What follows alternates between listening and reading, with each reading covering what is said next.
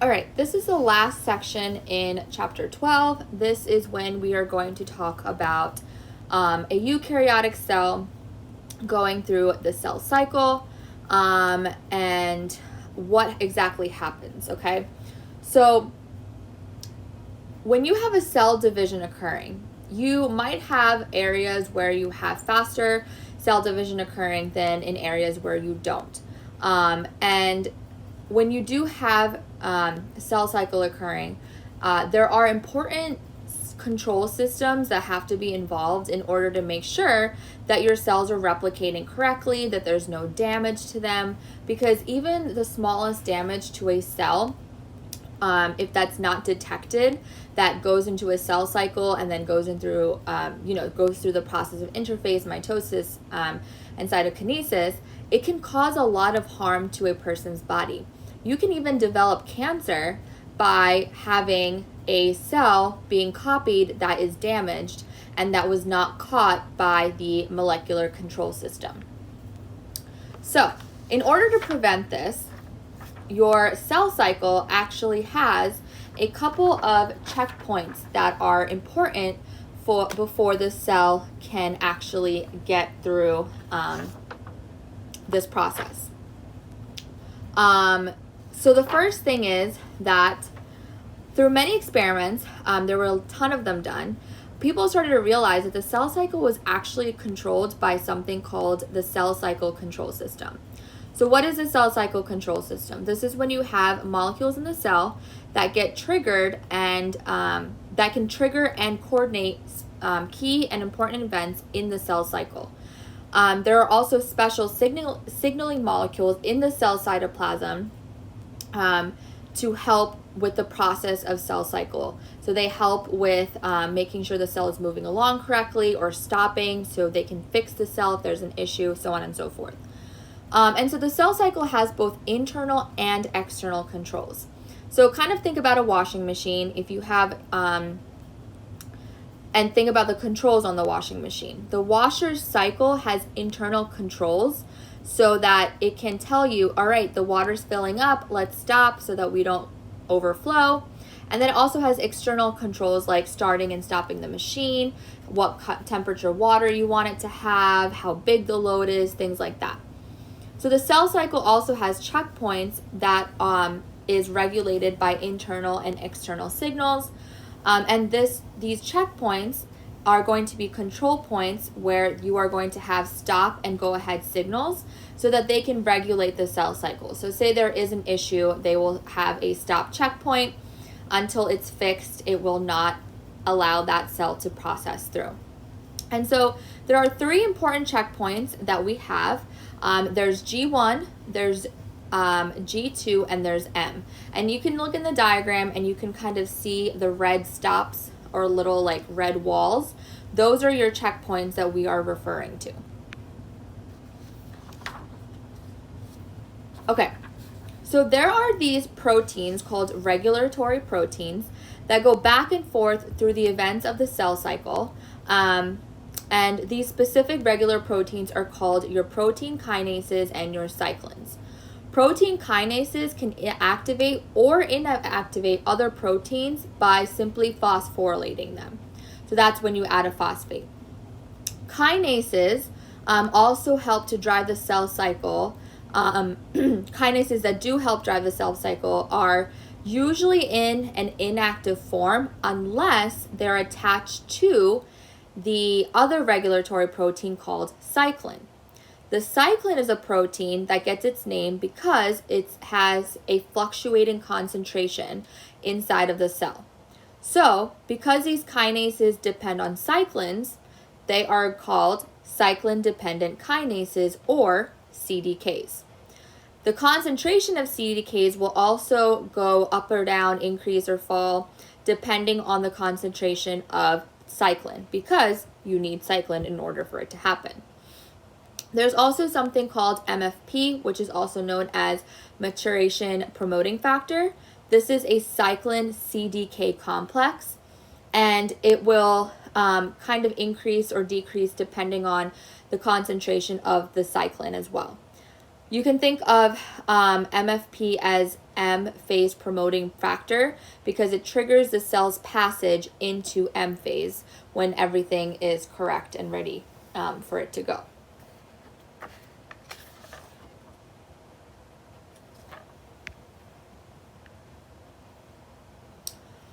Okay, so animal cells have built-in stop signals that are like checkpoints in the cell, and they halt the cell cycle until they are overridden by a go-ahead signal. So they're all going to go through these checkpoints, and until they get a, hey, we're clear, we're good to go, they will not move on. So these cell signals make sure that the cells have gone through the correct cellular processes before they are processed. And like we said, you have 3 checkpoints, G1, G2, and M phase. There are also other checkpoints like an S phase that will not let the cell proceed to the next part if there's anything wrong with the DNA, like if it's damaged. This is really important because if the cell does not have this checkpoint and say there is a damage to the DNA, this is one of the leading causes of mutations, which can then lead to cancer.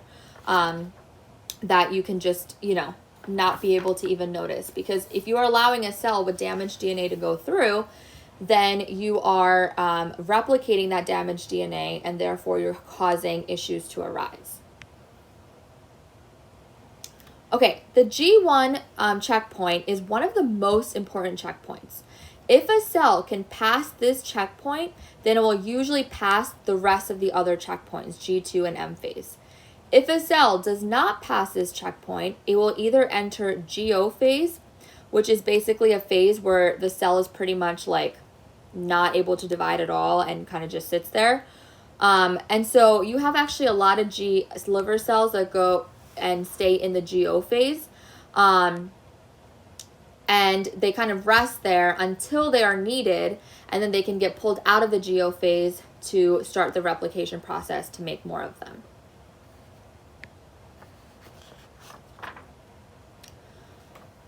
There are internal and external signals, like we said, in the cell cycle, like your washing machine. One example of an internal signal is making sure that all the chromosomes are lined up when they are getting ready to divide. So at the metaphase plate, when you have the chromosomes lined up, we have to make these checkpoints, make sure that the spindles that have to attach to the kinetochores are correctly attached, and therefore they're able to pull them apart correctly before anaphase can occur. Because remember, in anaphase, that's when you actually have the pulling apart of the chromosomes.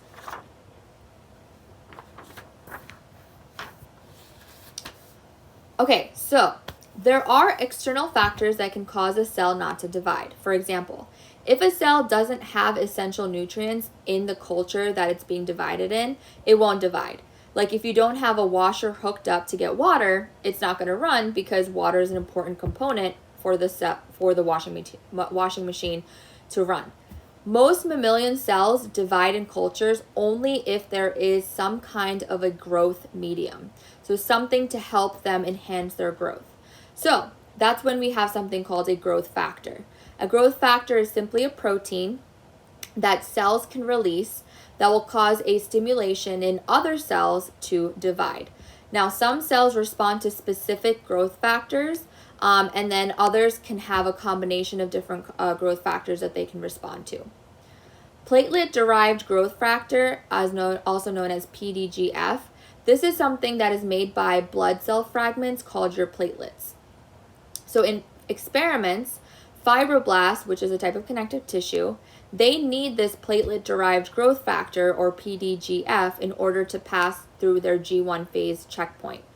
So the fibroblasts have these receptors on them for these PDGF, and then when the PDGF binds to these receptors, they can go along the path, cross the G1 checkpoint, and then go to get the process of getting divided.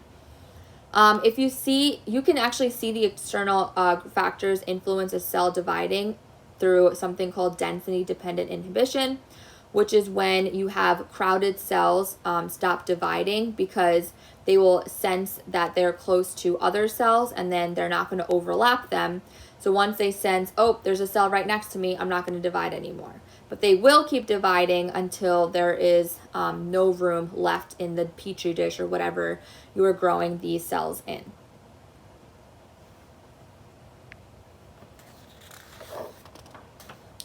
Some cells go through anchorage dependence, which means that in order for a cell to divide, they have to be attached to something. Usually that something is called a substratum. So for example, inside of a culture flask or the inside of some kind of extracellular matrix of a tissue, they have to have something to attach to. Density-dependent inhibition and anchorage dependence function in cell cultures, but they also are functionable in body tissues. And this is what you need for making sure that the growth of cells during development of an organism is occurring correctly and well. Now, cancer cells do not follow the instructions of a regular cell cycle. They kind of do their own thing, which was what makes them more aggressive and a little bit scary. Or a lot of it scary. So cancer cells can actually make their own growth factors, okay? So they can grow even without a growth factor. Usually cancer cells occur because there's some kind of change in the genes due to some kind of mutation, and this can alter the function of the proteins that they have. So a faulty cell cycle control system can cause cancer cells to reproduce. And then cancer cells can stop at any time in the cell cycle rather than at a normal checkpoint. So they can just say, hey, I'm going to stop right here. I feel comfortable here, rather than at the specific checkpoints where they're supposed to stop. And then cancer cells can also keep dividing if they have a good supply of nutrients. So one of the key things that people look at when you have cancer is to see if there has been blood vessels growing around the tumor, because cancer cells can actually produce new blood vessels to grow around them in order to bring them more nutrients in order for them to grow more rapidly. So there was this one woman called Henrietta Lacks who had a tumor that they removed cells from, and they called those HeLa cells after her. These cells could actually divide indefinitely so that they pretty much have gone through some kind of transformation. Therefore, they were starting to behave like cancer cells. So cancer cells not eliminated by your immune system form something called tumors, which we all know and heard of. Tumor, what is it? It's just a mass of abnormal cells within normal tissue. So you have an abnormal growth, abnormal buildup of cells that are being replicated inside of a normal tissue. If the cells remain at the original site, so the cells of the cancer have not spread, they have not moved, they are called a benign tumor. Benign tumors are a lot more easier to treat and remove because they haven't spread. And it also depends on where the tumor is. So obviously if you have a benign tumor in your brain, that's going to be a little bit harder, more complicated than if it's, on your arm or something. When they do start to spread, that's when we have issues. So malignant tumors are cells whose genetic changes allows them to spread to other tissues, and they can cause other organs to have issues. So you can have malignant tumors start off in your bone and spread to your lungs and then to your brain, which makes them more aggressive and more hard to track down, because if you have malignant tumors, you have to track down every single area that they have spread to and make sure you get them, so that because even if you miss one cell, that one cell can still reproduce and cause cancer. So sometimes malignant tumors, the cells that make them up are called transformed cells. If you have a malignant tumor, that's really what's called cancer. So when you hear someone has cancer, it's because they have a malignant tumor. And then cancer cells can also release signaling molecules that, like I said, can actually attract blood vessels to grow closer to them and around them so that they have easier access to nutrients. Some tumors can also spread out from the original site of the tumor. And so this spread of cancer is what is called metastasizing, or it's going through the process of metastasis. Localized tumor can be treated with high energy radiation, so it damages the DNA in the cancer cells, which is bad because then the cancer cells have lost the ability to repair themselves when normal cells have not. Chemotherapy is also used for cancer, as we all know, and especially for cancers that are metastatic. Chemotherapy drugs can interfere with specific steps of the cell cycle. So side effects from chemo depends on its effect on the normal cells. Like nausea is because it affects the intestinal cells. Hair loss is because it affects your hair follicle cells. So even though chemotherapy can kill cancer cells, it can also affect your normal body cells. So here's an example of breast cancer. You have, you can see in the first image, a tumor is growing from a single cancer cell. That's the pink one. Then you have the cancer cells invade other tissues that are nearby, so it's starting to metastasize. The cancer cells start to spread through the lymph nodes. They start to spread through blood vessels, and then therefore they can get to other parts of your body. And then a small percentage of cancer cells can also metastasize to, say, if they travel through your blood, they can get to your ovaries, your uterus, so on and so forth. So it's really tragic that people have to go through this. My aunt actually had cancer in her breast that she did not realize was cancer and kind of just didn't, seek attention for because she didn't know. Back then, it was very rare to get cancer. And so, unfortunately, hers spread through her lymph nodes, through her ovaries and uterus, and she had to get it all removed. And it was, it was really sad because she was really in her early 30s, and to experience that and go through that, that was really hard. This is an example of what a breast cancer cell actually looks like. Obviously, it has a dye on it. So it's kind of like, it looks like a picture, like a painted picture, but it can be pretty deadly and pretty scary. So here's kind of a summary of what we talked about. You have the cell cycle made up of the interphase, mitosis, and cytokinesis. If you look at the mitosis part, you have prophase, where you have the nuclear envelope starting to disappear. Your chromosomes are condensing. Your centrosomes are starting to go to opposite ends. Then you have prometaphase, where your nuclear envelope is really starting to completely disappear. Your spindle fibers that are made up of microtubules are now getting ready to attach to your sister chromatids. Metaphase, your sister chromatids have now lined up in the metaphase plate. You have the spindle fibers attaching to the kinetochores of your sister chromatids. Anaphase, your spindle fibers are pulling apart your sister chromatids to opposite sides of the cell. Therefore, the cell itself is going to elongate.